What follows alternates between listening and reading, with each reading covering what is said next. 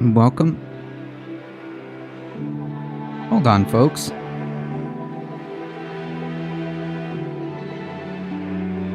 Excuse me.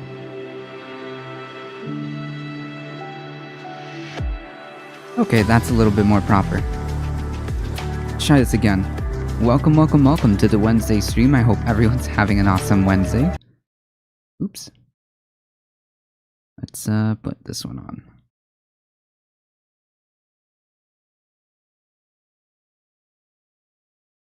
How's it going, Fifth Dimension? Oof, forgot to put on my lights. Can you believe that? How embarrassing.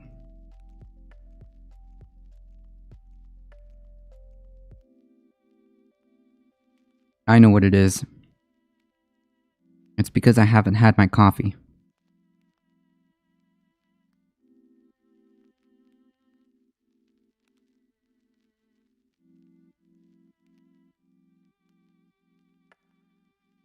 I'm glad to see you there.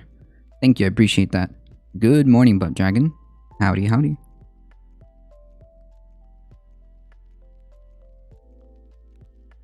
Folks, today the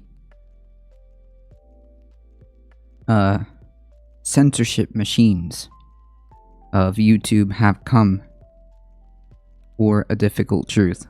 That's right. I have been unjustly censored by YouTube for the high crime of debunking COVID conspiracy theories. That's right.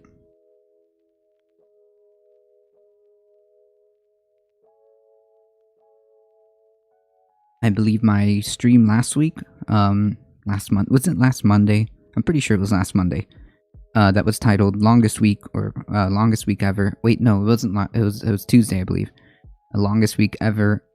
In that stream, apparently there was a article that we went over that was by Tucker Carlson. And we tried to debunk it point by point, and apparently that is not okay, according to the YouTube gods. Not allowed. COVID misinformation.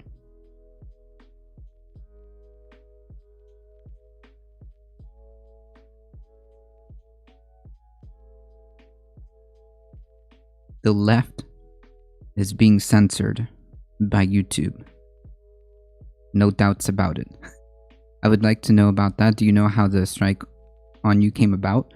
Well, the thing about that, Fifth Dimension, is that they're not really specific, and that's part of the problem. They didn't show me which exact point. They didn't show me which exact point was the problem.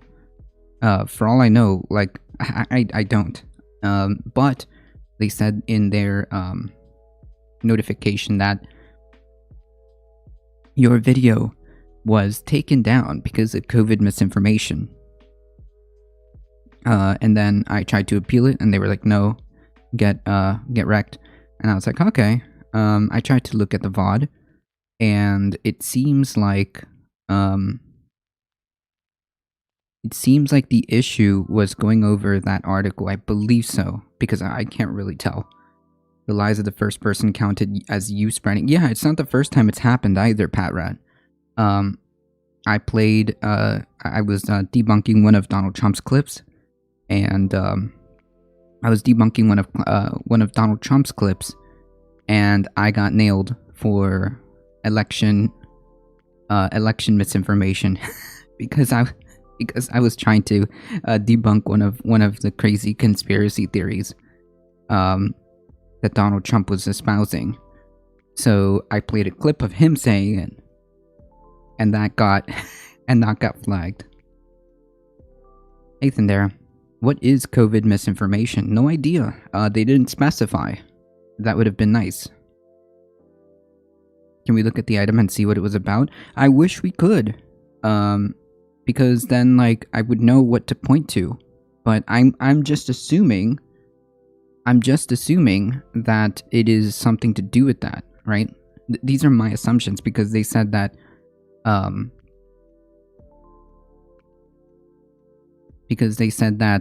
it was due to COVID misinformation. Let me see here. No, it's not cool, Mama Lee. Not cool.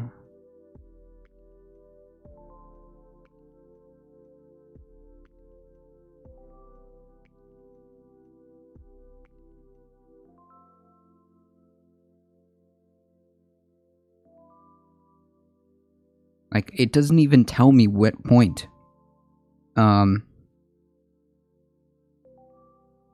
It doesn't even tell me at what point, is the violation. Here, I'll show you what it looks like.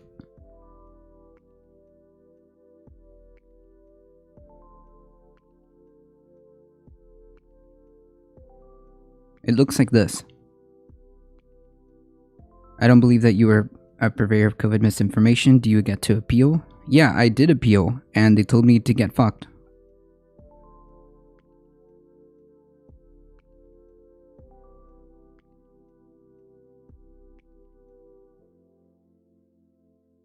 Oh, you know what? It could have been, Thandera. Maybe I read an anti-vax comment.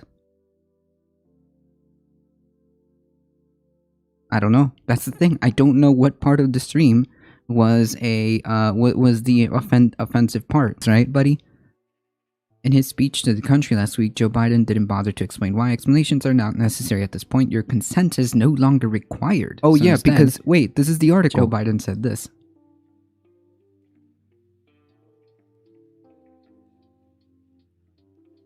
I'm announcing that the Department of Labor is developing an emergency rule to require all employers with 100 or more employees that get together employ over 80 million workers to ensure their workforce are fully vaccinated to show a negative test at least once a week. Okay, so this is not a wait. He just said that vaccines are mandatory. But they're not. Or, just taking the quote, or show a negative test at least once a week. So they're not mandatory. And furthermore, this is specifically requiring employers of 100 or more employees. And that's only 80 million out of 330 something people. Huh, weird. Virtually everyone. Virtually everyone. Do you have a copy? I think it's on it's on the Twitch VODs, I think. But this is the article. I'm assuming that this is what it is. I'd love to see that study, because I'm sure then we'll find out that there's some missing element to that study. No, it's going. I'm hanging in there.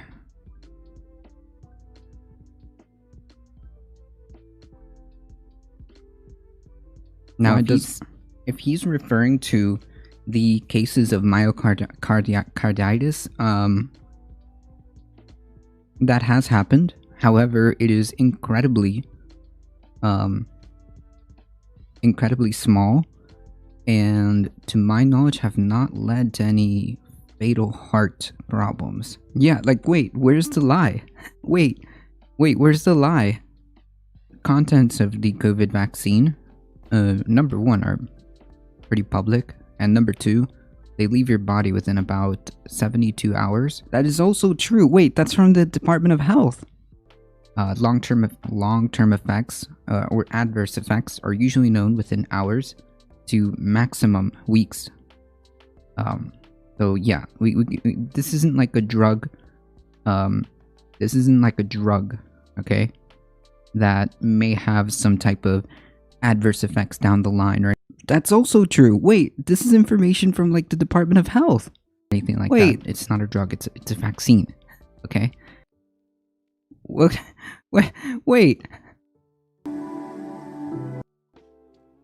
Tucker's yeah, the real American crisis. Yeah, like this is probably what got me axed. How about you Reddit what you posted along with the text overlay and controversial parts and then reissued to YouTube with clear indication of non-support of weird stuff? I don't know how like clear I had to make it. I was literally going point by point. We're already off to a great start. We're already off to a great start, Lamau. Oh man. See, I submitted an appeal, but they told me no. I mean, like, you could see it here. Appeal rejected. That is unbelievable.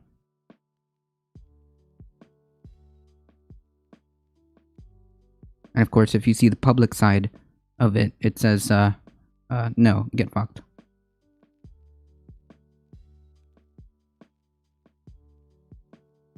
So I'm wondering, here is the like real here would be the real kicker, right? The real icing on the cake. I wonder if the original videos, because what I covered was an article of the transcript of Tucker Carlson's show, right? Because I can't show it very often because of DMCA, but however, I'm going to figure out a way around it just by like pausing it consistently or something like that, or just playing it in the background. But I wonder if the original video, the actual video of him saying all of this is still up.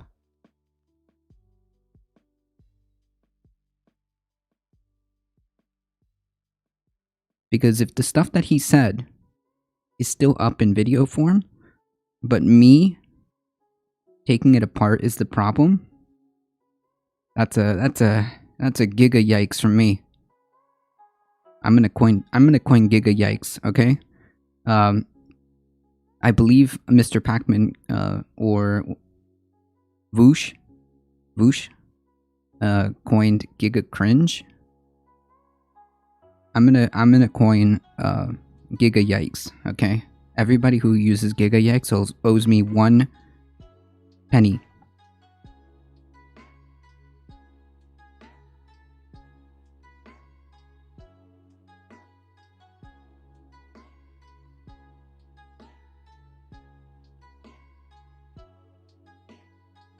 I just read that article about Zuckerberg inviting Ben Shapiro over for dinner. The whole narrative about companies overcorrecting by censoring the left after complaints by the right is BS. It seems like we're just business as usual and there's no desire to limit disinformation.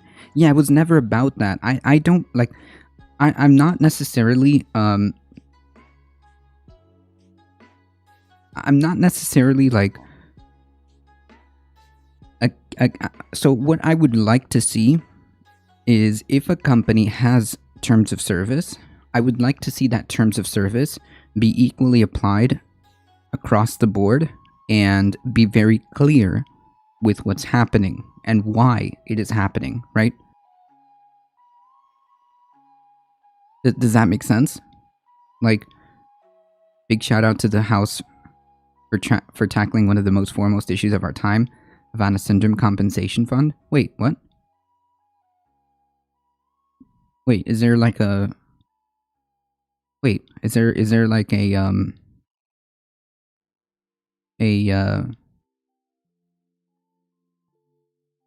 fundraiser going on?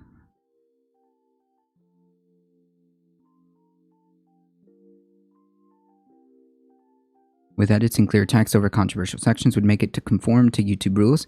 I don't know. I lost that appeal, so I think that what I'm gonna have to do is just be more, I guess, explicit when I'm covering this kind of stuff. It's just really to be as explicit as possible. HI bureaucrat.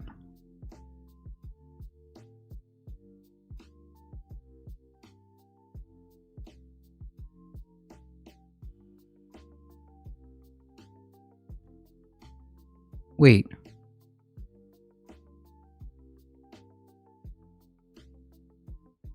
The House passed a bill to compensate CIA agents for suffering from Havana Syndrome. Wait. Wow. I think you're totally right with your views, so with a Reddit, you can get what you need to say up there. Yeah, I mean, like, yeah, I could redo it as a regular YouTube video, re-upload all the stuff with the, it corrected, or I don't know. Like, but the point is, my point is, oh, I'm sorry, hold on. My point was that it's not just the right that gets censored, right? It's not just the right, or there isn't like an implicit bias um, to who gets axed. To who gets axed. It's just like these companies have set rules and set terms of service. Okay, fine, fair. The problem is, A, they aren't clear in terms of like, did anybody see what section exactly? Here, I'll show you. This is what it looks like.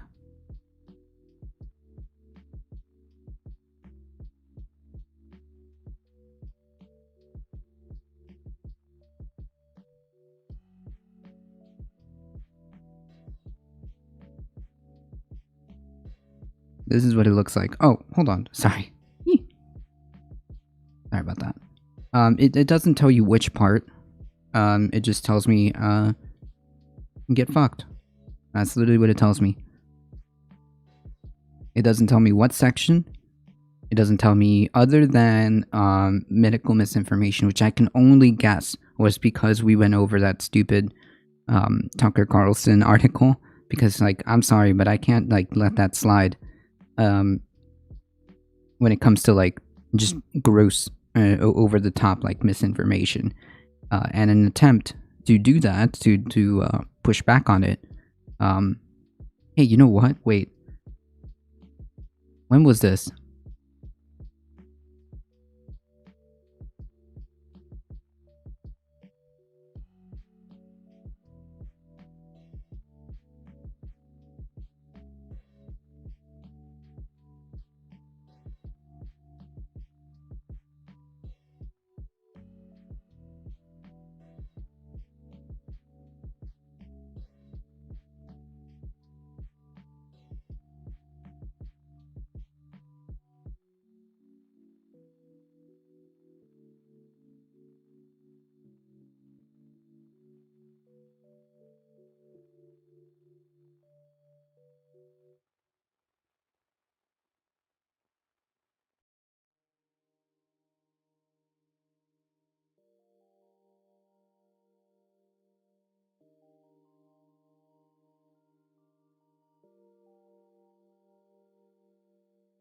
Wait, it's not even here.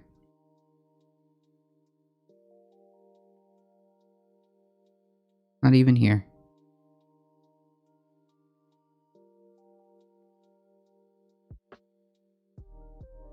Oh, you know where it could be?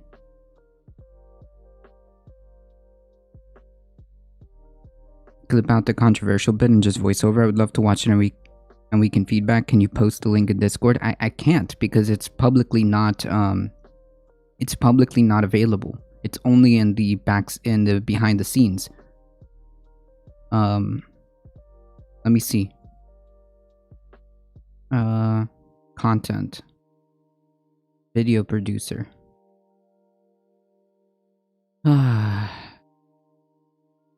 Here we are. Oh, I can download it. Wait.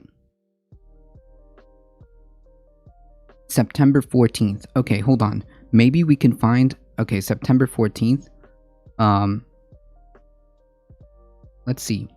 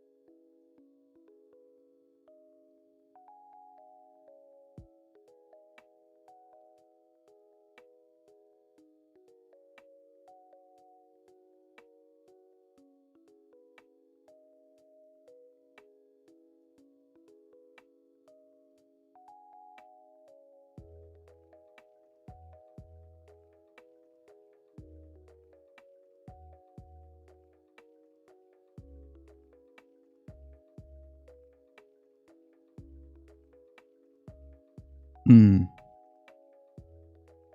wondering if I can pull up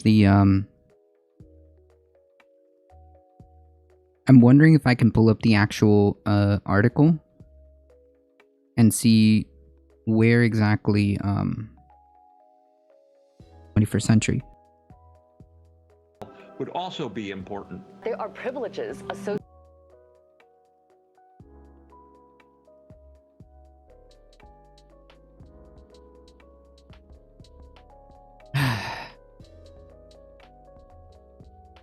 All right.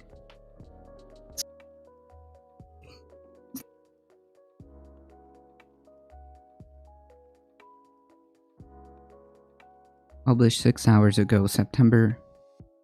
Okay, so let's see if we can find it.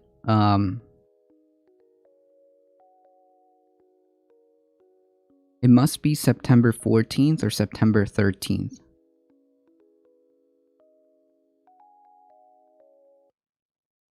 September,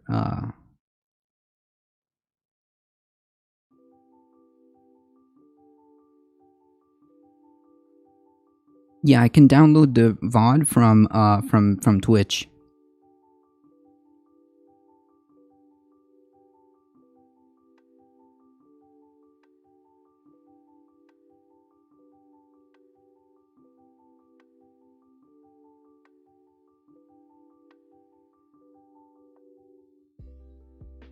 Maybe if I put 14.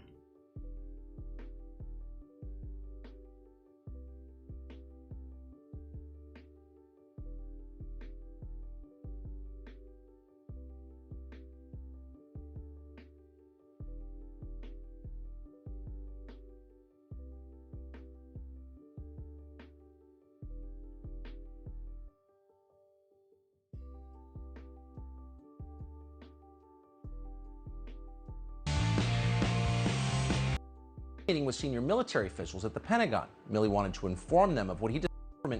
He informed George Will. Things. God's Coming on. First of all, I love this story, and I'm not taking a position on, the private parts of Nicki Minaj's cousin's friend in Trinidad. But Nicki Minaj is like one of the few people who can speak outside. they are. Again, the ministry of truth is that these people are stupid. Like, people are on your side, vaccine industry. You're gaslighting people that act. This is Michigan. Well, James Craig. Very well, they want change. But no, I can't find the exact clip that I'm looking for. Maybe at one point we can try to find it. The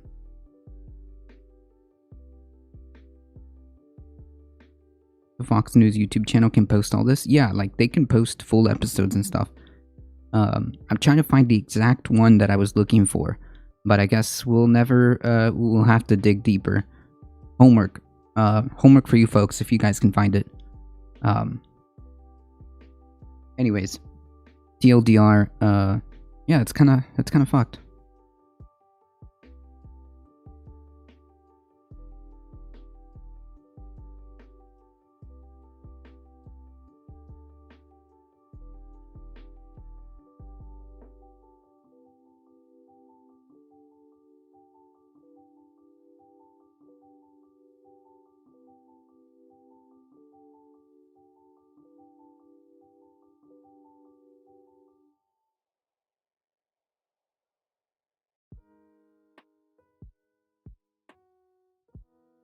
All right, folks. Let's get the day started. He is unbearable. I keep copies of all my YouTube uploads in case anyone messes with the upload after I put it there. Yeah, I mean, like, it lives in the Twitch universe. It lives in the Twitch universe.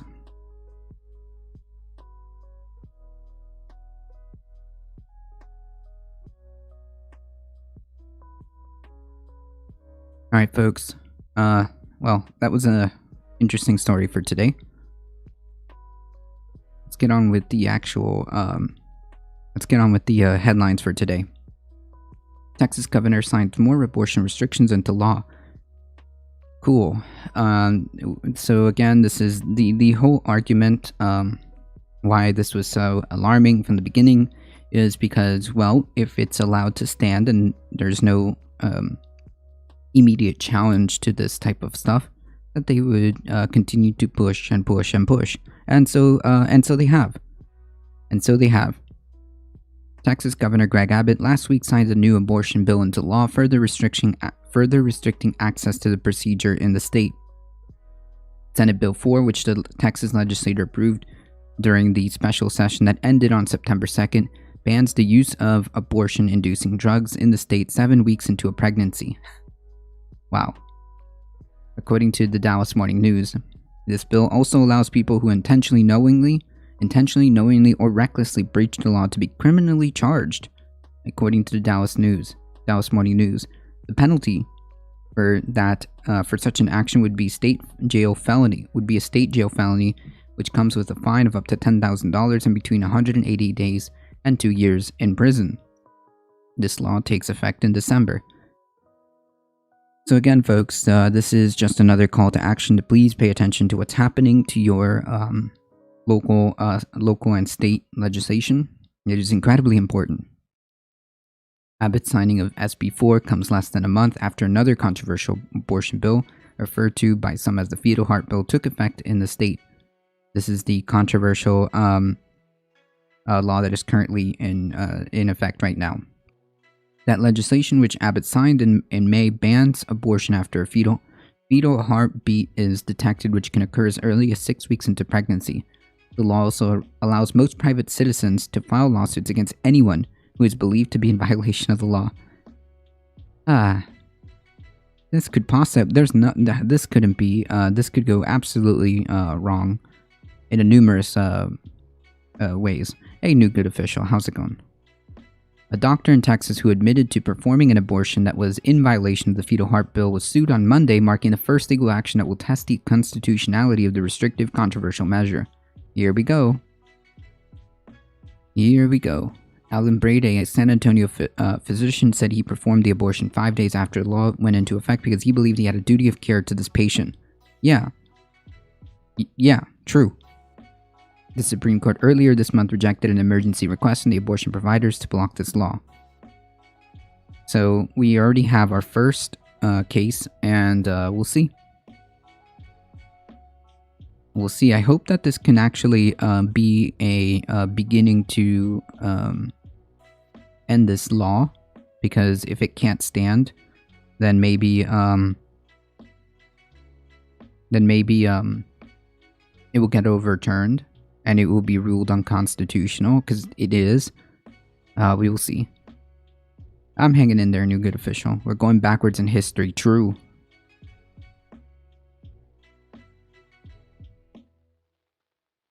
True.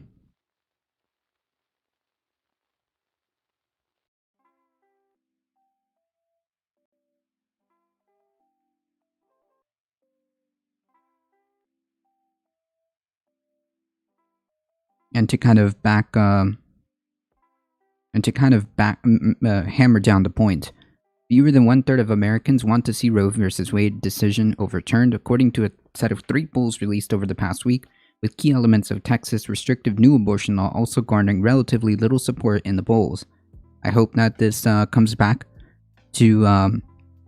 I hope this comes back on Governor Abbott, who is up for re-election, I believe. So please, if you're in Texas, vote him out. In a Marquette Law School survey released on Wednesday, just 20% of the public favors overturning Roe v. Wade, with 50% opposing doing so, and another 29% say they haven't heard anything or haven't heard enough to have an opinion on the ruling. Wait. Okay. That is a bizarre position to have. I mean, like, Roe v. Wade has been on the news for quite some time now.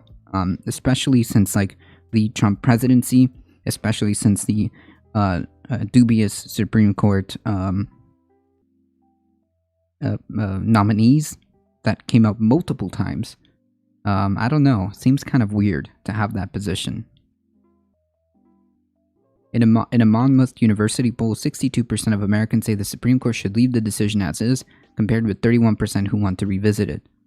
It's always at 25 to 35%, right? Jesus.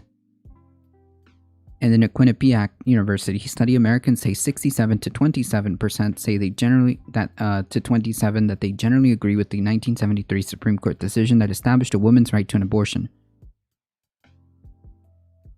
Those results track with polls earlier this year that also found major opposition to the idea of overturning Roe v. Wade. The court is scheduled to hear oral arguments on a Mississippi law that would ban abortions after 15 weeks, a case that could represent a direct challenge to Roe. A decision is expected next summer as congressional campaign season heats up. In recent years, many GOP-led states, emboldened by a conservative Supreme Court majority and the subsequent confirmation of Justice Brett Kavanaugh and Amy Coney Barrett, have increasingly passed new restrictions to abortion access. So, as we've talked about this previously, as soon as they got what they perceived to be a friendly Supreme Court, all of these laws have been just one after the other, just anything that could possibly stick. They have been just throwing everything at it, and so far the Texas one is the closest one they have to success, and I assume they'll keep trying because they do have a friendly court. It's the biggest pro-life contradiction in my life. True.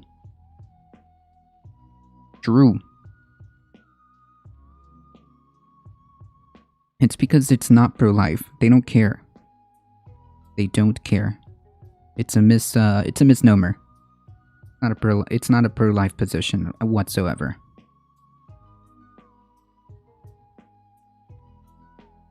Polling indicates that may not be a goal of a majority of Americans share. Americans say 45 to 23 that the Supreme Court has reduced rather than expanded the rights of people seeking abortions over the past 15 years or so, according to Marquette. Nearly half would like to see the needle move the other way. 48% want to see the Supreme Court make it easier to get an abortion in the U.S. Per Quinnipiac, with 35% saying the court should make it harder to do so. Right, it's always at 35.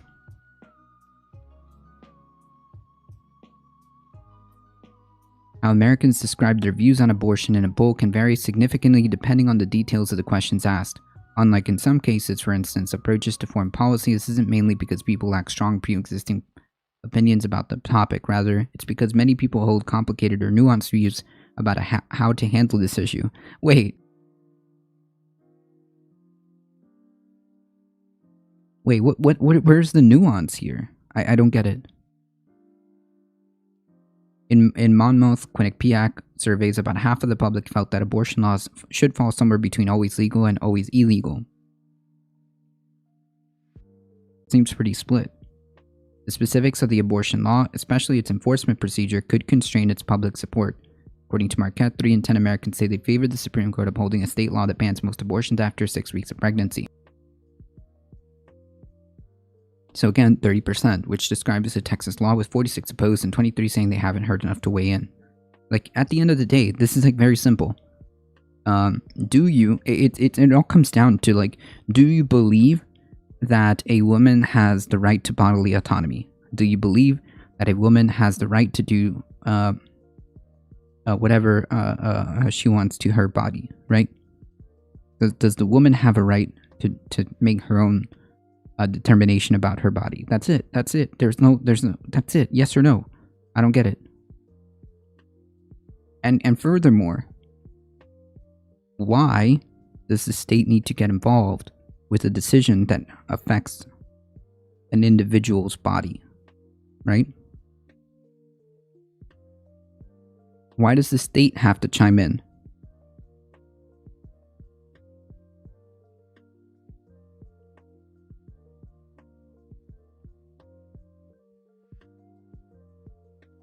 On top of all of that, on top of the moral arguments about whether or not a person should have bodily autonomy, why does the state get to decide that? I have no right to comment, but unwanted or compromised pregnancies before the end of the second trimester is the woman's right to decide. I think it's the woman's right to decide, period. Full stop. The state shouldn't interfere with anybody's personal, like, individual body. Like, if it doesn't affect other people, you can do whatever you want to your body. Period. Full stop.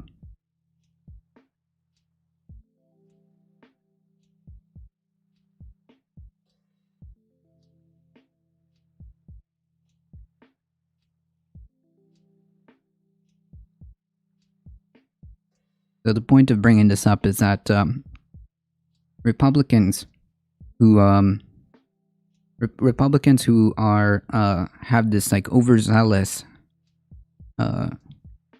crusade against a woman's, like, autonomy are going to face backlash for it. I suspect this is going to have some type of effect. I'm hoping that means that it will turn the needle enough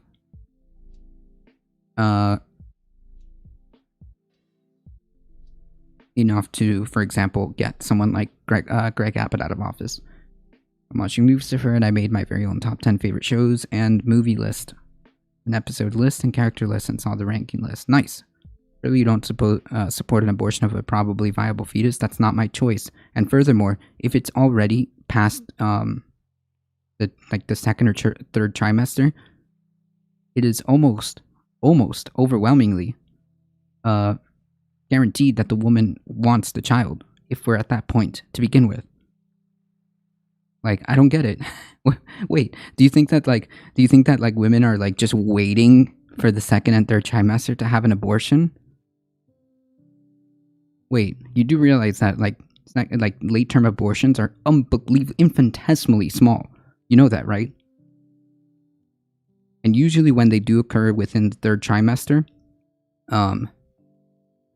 it's because we are at making decisions between the mother's life, incredibly complicated medical problems that she may have, or the fetus is, like, stillborn or something like that.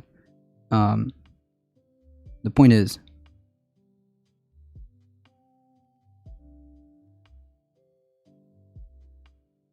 so not murder in my business.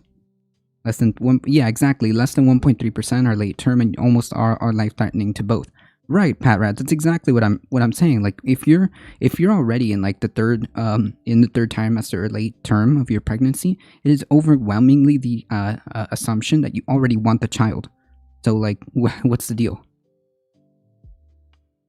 I support both. Jesus, Kala. It doesn't matter why, it's a woman's choice because it's her body. True.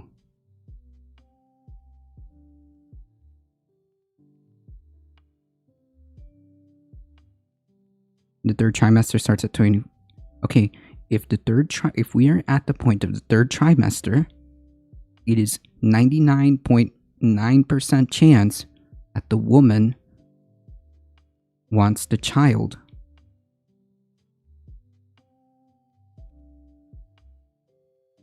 I don't get it. The overwhelming abortions are done within the first trimester. This isn't pro-life or pro-choice. It's just pro-abortion or anti-abortion, limiting bodily autonomy for women. True. That's it. That's the question. There's nothing else to it. Period.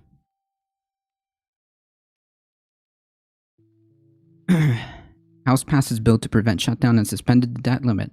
The House passes the measure by a vote of 220 to 2011. Strictly along party lines, the bill now goes to the Senate, where it's likely to falter because of GOP opposition. The federal government faces a shutdown of funding stops on September 30th. At some point in October, the U.S. risks defaulting on its accumulated debt load.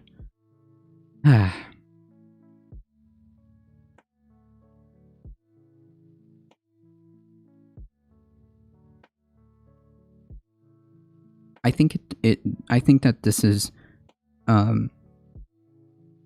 nonsense.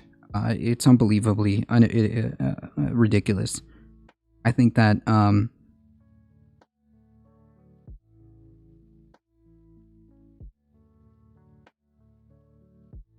okay, but you keep going to the third trimester. Okay? You're focusing on that because you know that your argument falters anywhere else. You know that, right? You're trying to make the oh, somebody think about the poor babies, when in reality the overwhelming majority of abortions are like, you know, within that first trimester. If it is in the third trimester, it is assumed that the overwhelming majority of women already want the child, or they would abort it simply because they have no other choice.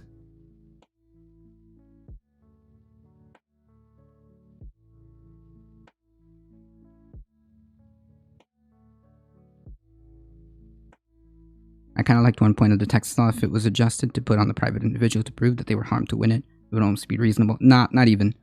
So you want to, like, basically... No, I don't think so. No. True. Poo poo pee pee. True.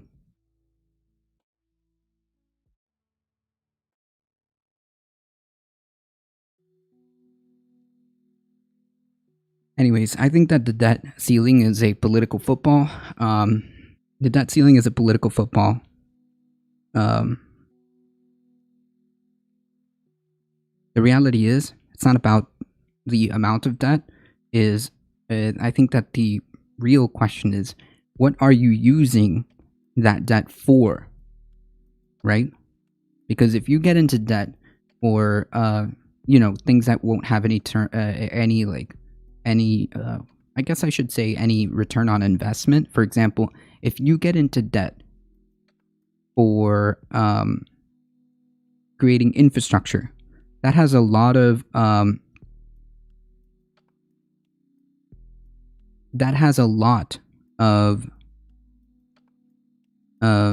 return on investment, right? Infrastructure is a great reason to get into debt.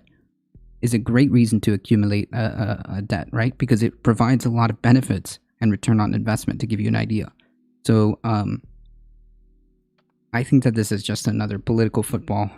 I have to underscore that this is a special case, but if in the third trimester the baby is found to be dead, the abortion must be permitted. If the baby is dead, yes. Wait, you're gonna force the mother?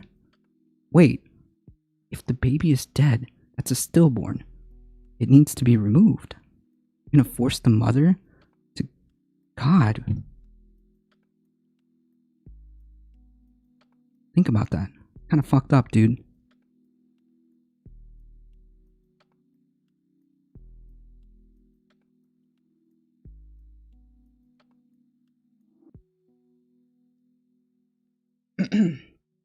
Anyways, I think that this is a political football. It just depends on what you spend this money on, because you can raise the debt.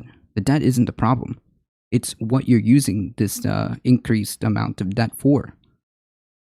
I think that's the real question. Because if you're making like plans to do, I don't know, infrastructure or incredibly crucial programs that have return on investment, like a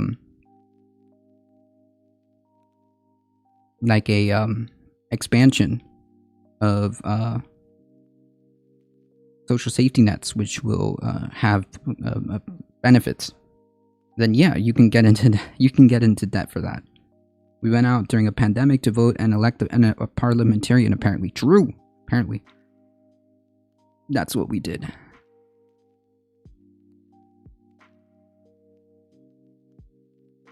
So this whole fight is like really nothing. It's just what seems to me is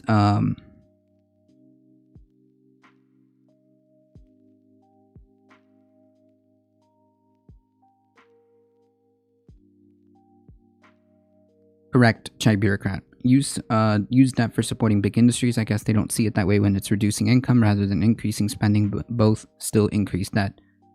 Maybe. We do use that to support businesses. Right, but governmental debt is not the same. It doesn't work the same way. It doesn't work the same way as, like, I don't know, incurring debt as a business or incurring debt as an individual. However,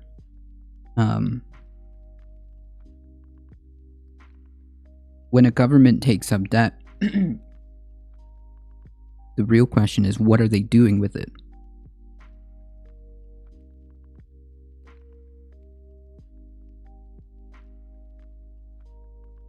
I believe this to be just another method of obstruction.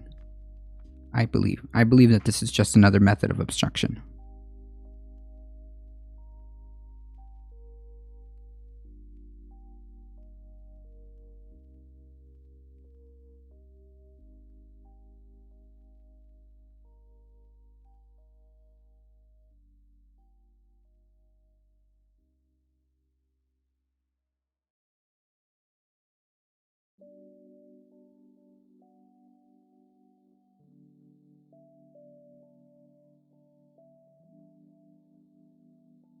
Why do you think there's a fuck ton of inflation in all these random areas of financial trade?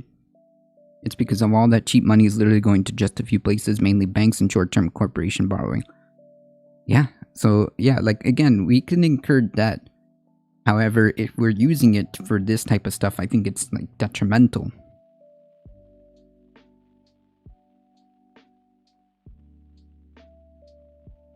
Incurring debt to course correct the market, to course correct like the stock market, is bad. Incurring debt to, for example, revamp our entire infrastructure system, good.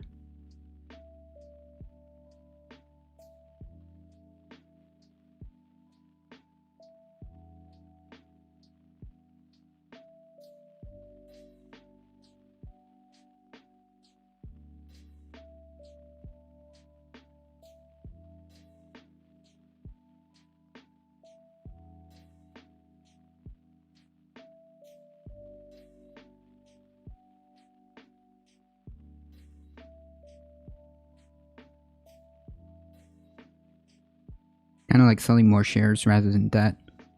Isn't it just not controlling the shares? I'm sorry. Excuse my economic excuse me for my shortcomings of economics, okay? But that's how I understand it to be.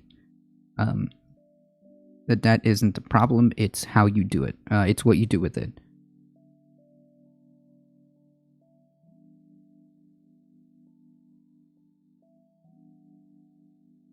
And I also feel like a lot of the times it's being used as a political football to cause obstruction.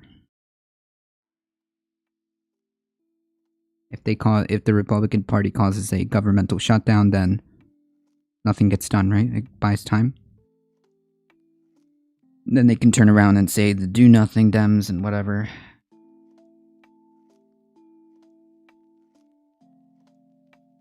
If the government insists on providing cash flow to companies, they should do it by buying their equity.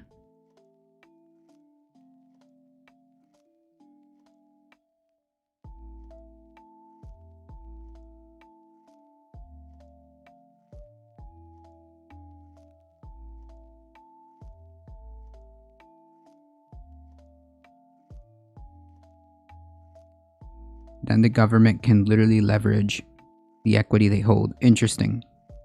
My nephew told me a joke the other night. Why should you always knock before opening the refrigerator? Because there might be a salad dressing. Please clap.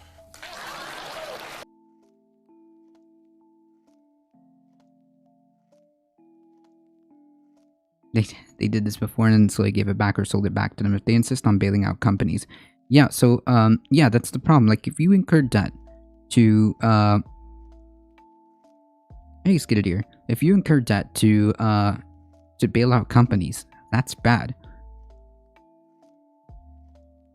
If you incur debt to revamp your infrastructure, that's good.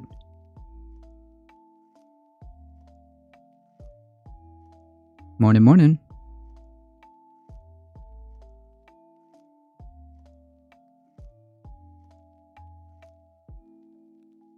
Alright, folks. Madame Defarge resubscribing for 9 months. Morning. Woohoo. Thank you so much. I appreciate that. I appreciate that.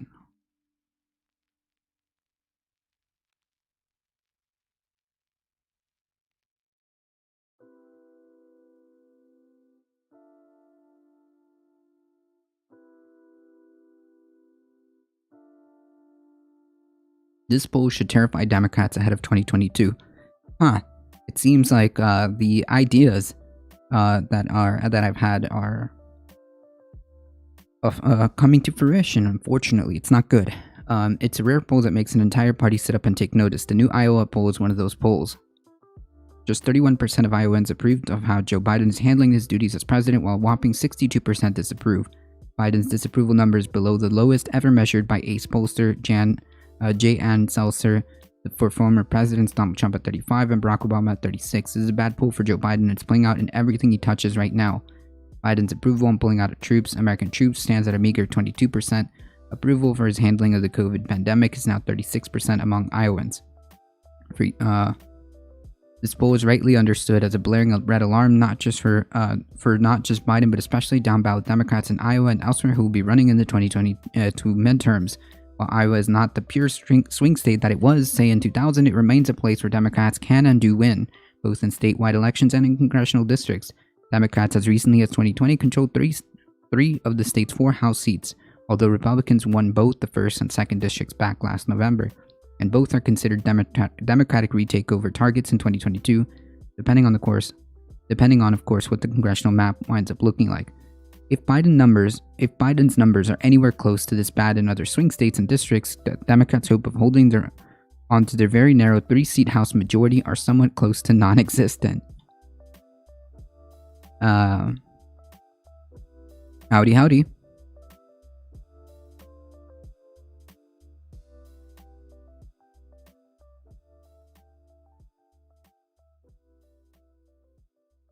Sponsored by McDonald's. True! If voting mattered, they wouldn't let us do it. Presidents are selected, not elected. Wait. If voting mattered, they wouldn't let us do it. Presidents are selected, not elected. Both sides. I'm not understanding.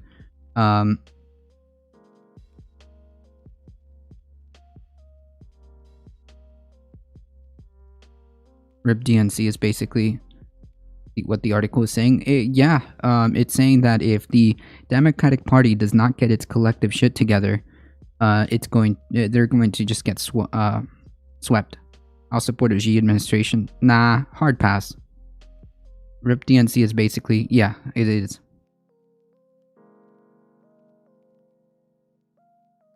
If Biden numbers are anywhere close, yes, the 3-seat House majority are somewhat close to non-existent. While first term, the midterm elections are historically very difficult for the president, for the president's party in the House. That trend is made far, far worse if the president's approval rating is below 50%. In Gallup's polling history, presidents with job approval ratings below 50% have seen their party lose 37 House seats on average in midterm elections. That compares with an average of loss of 14 seats when presidents had an approval rating of above 50%. That average is even higher in the wake of 2018 midterms, when Republicans lost 40 seats, thanks in part to Donald Trump's approval ratings being stuck in the low 40s. Drew.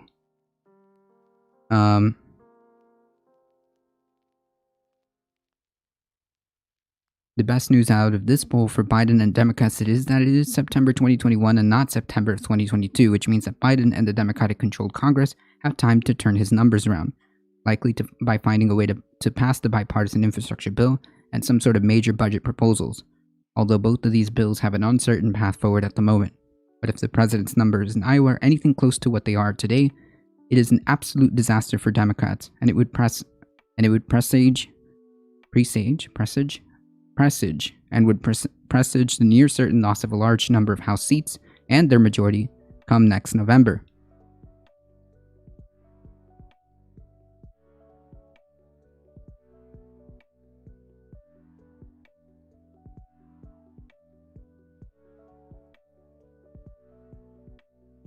I'm totally on the list now. That's right.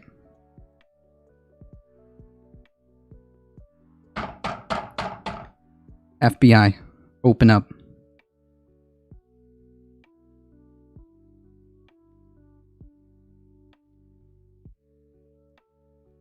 Well, I hope this leads to a more multi-party government, even if it means on the state level. No, I don't think that. I don't think that that's what's gonna happen. No. If you mean multi-party by more Republicans, then I guess, but I don't consider that multi-party when there's only 2. I guess two is definitely more than one, I suppose. I guess two is definitely more than one party.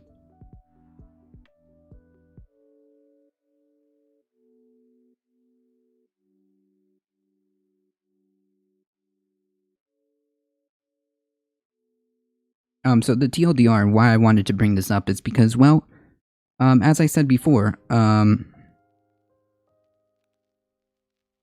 if the Democratic Party cannot get its cannot get its collective shit together, so plain and simple, they're just going to get swept, and then what little or any or any chance any chance of doing anything really just goes right out the window.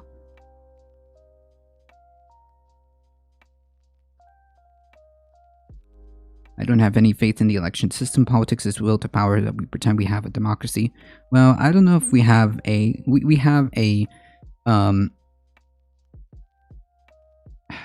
have a pseudo democracy. Right now it's very the term democracy is very loosely applied to us. Remember the Iowa caucus when they just scrapped the vote? Bernie should have won the primary both times. It's all rigged. Well, see, here's the thing. I understand that this can shake faith in how our systems are in how our institutions are supposed to function. However, as Kyle L just pointed out, the DNC is a ad time. Wait, I'll wait a minute. Hold on.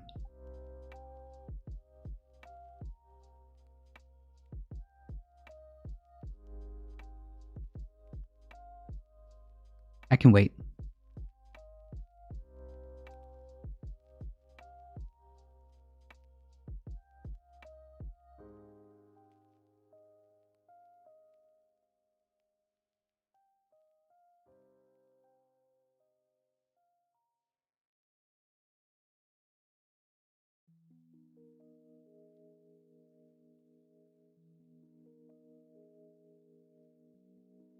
We are a democratic constitutional republic, not a true democracy, nor a true republic. Something like that.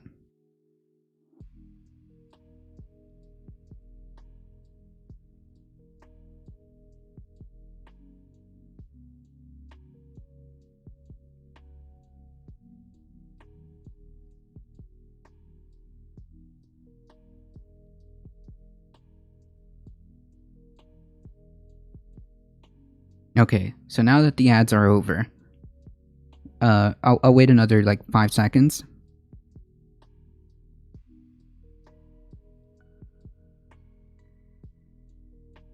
Okay, so now that the ads are over, as I was saying, I understand that, Jesus, those ads were long. True. So I understand that people may have people may question our systems because, well, it is true that there was a lot of what we can call like shenanigans that happened in the primaries. However, as Carl L just pointed out, the DNC is a private corporation, okay? So is the RNC. Technically, if they really wanted to, they can tell all of us to go F ourselves and just select candidates, right? And just select candidates. So yeah, it's broken in that sense. I get it. And the two-party system, I believe the scientific term is fuckery. True. And I understand that this is part of the problems that we are facing because a two-party system, in the way that we have it set up, is just it's just not as democratic as it can be. Unfortunately, it leads to a weakening of trust in the institutions that are supposed to be working in a certain way, but are not, right? And in order for you to have a functioning democracy, a functioning, more or less functioning democratic system, you need transparency, meaning you need to know exactly what your government is up to. You need your institutions to be strong. In other words, having a senator on call, being called the kingmaker, and having weekly meetings with lobbyists, it's kind of like breaking the institution as the Senate. The Senate is pretty fucked. So you need your institutions to work as intended. They are not.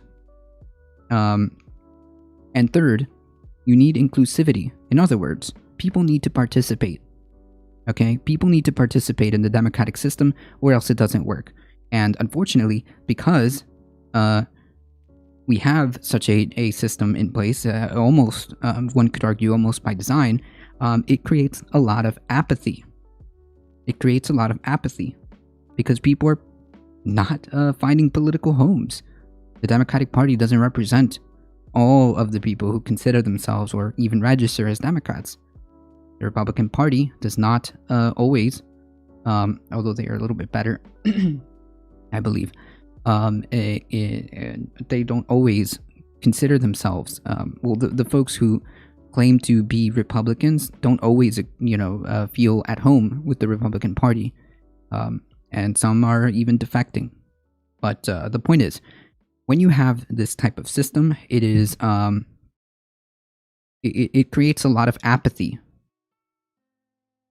It is creating a lot of apathy, and if you don't have people participating, then it kind of breaks one of the three, in my opinion, one of the three that you need.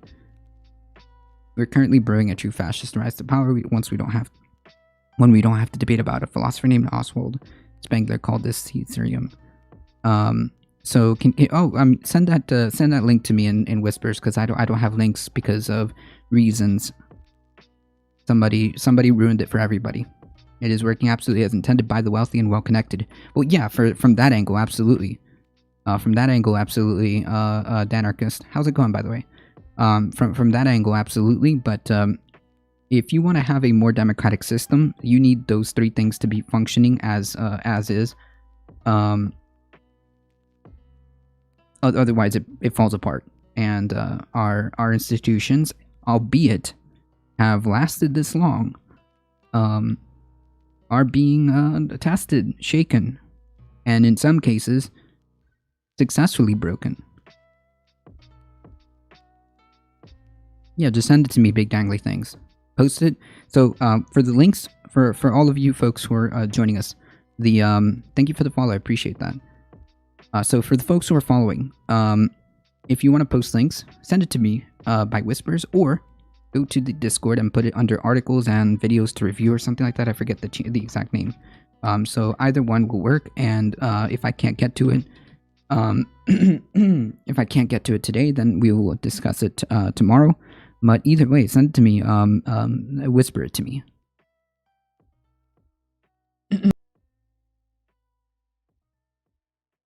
Anyways, the TLDR of this is just plain and simple. If the Democratic Party cannot get its collective shit together, they're going to get swept, and then things will be, I think, objectively worse. Just on its face, I think it will be objectively worse if we find ourselves in a position where, think about it this way: how effed would our situation be if we find ourselves right in this crucial moment where we can make decisions right now, for example, to influence our future with climate change, right? How apt would that be if in 2022 that possibility, even the possibility, is completely swept, and then the nail in the coffin will be 2024, when we will have a Republican president, a full Republican Senate, a full Republican House, and a full conservative Supreme Court.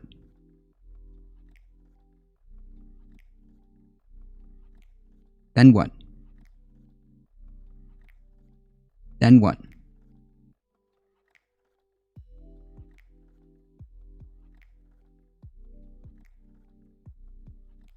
Are you taking action then? We need to operate outside the bourgeois politics. I believe that I believe that direct action and for example, protesting, for example, community organizing, are important. My argument is this: if we have a tool,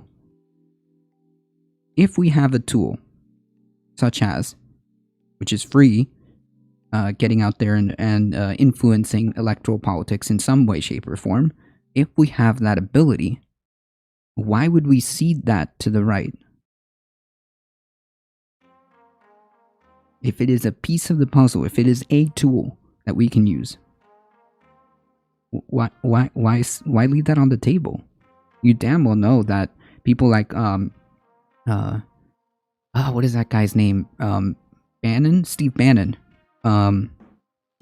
Steve Bannon has made an entire operation to get more people, more young GOP conservatives involved in local and state politics.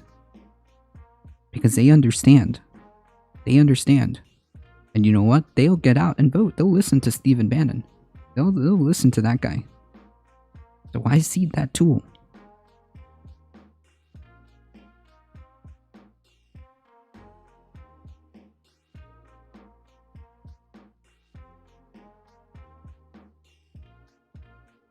I don't stand either open borders is now a policy of the left. Yikes.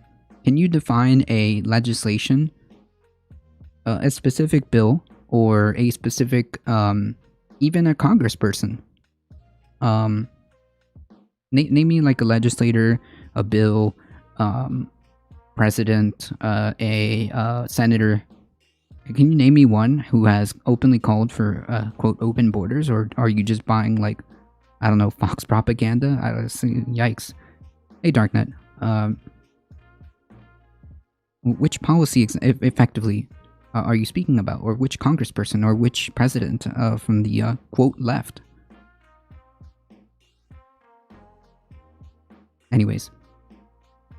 The point is, my original assertion still stands. I think that the Democratic Party needs to get its collective shit together. Period. Full stop.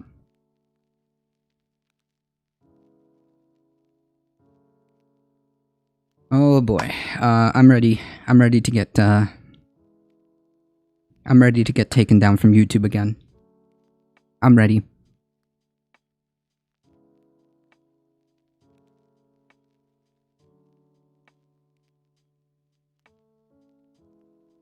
I'm ready to get taken down from YouTube.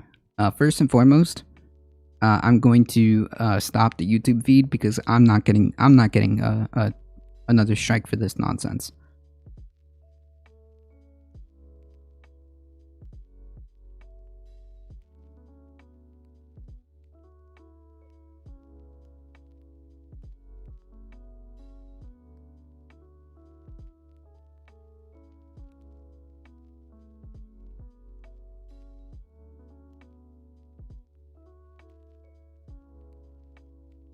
What I'm talking about, we aren't enforcing an illegal immigration by law. Are you sure about that? Can you point to a example? You're making assertions that are literally coming out of like a Tucker Carlson segment.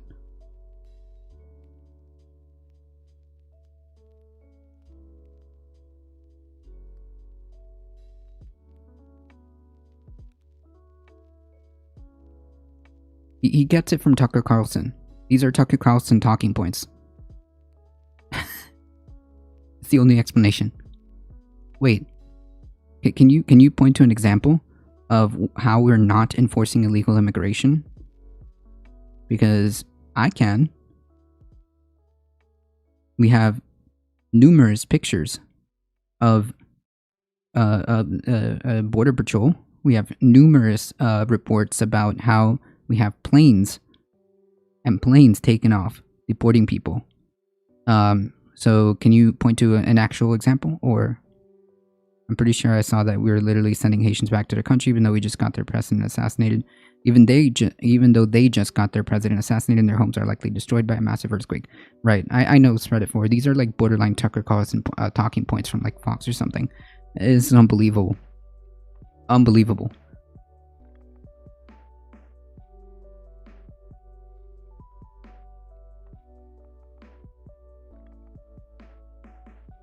Folks, to the YouTube folks, thank you for stopping by.